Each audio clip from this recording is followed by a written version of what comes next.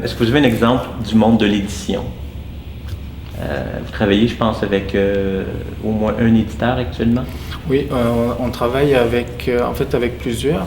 Et on travaille avec la Créo, Mhm. dans laquelle on est en train de développer une biotrousse qui est un sorte de guide interactif, intelligent pour la biosphère, où finalement on va permettre à des étudiants ou à des utilisateurs de se promener dans des parcs nationaux.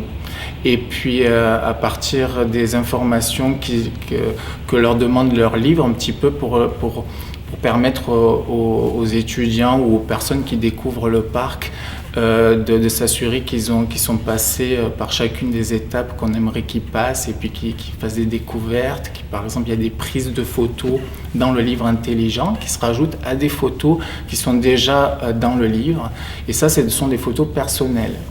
Et ces photos-là peuvent être transmises à d'autres personnes si on souhaite les envoyer par courriel, par exemple.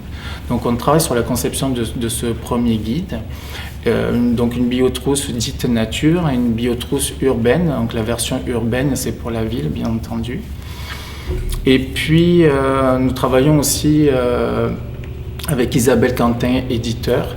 Et donc on est en train de concevoir un livre, on n'a pas encore identifié le type de livre, mais on veut voir jusqu'où, parce que pour ça, pour nous, y compris pour le monde de l'édition, c'est assez nouveau cette façon de concevoir ce type de contenu. Et pour l'instant, on opère à la manière d'une maison de production ferait un film, ou on ferait un film.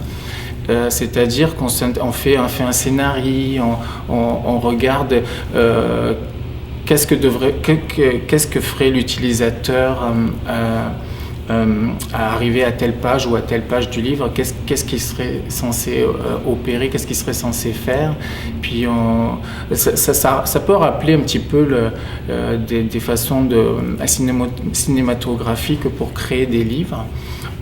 Ou du monde du jeu vidéo. On n'est pas sûr pour l'instant, on essaie de voir comment on fait un premier essai en fait, pour voir jusqu'où ça nous amène.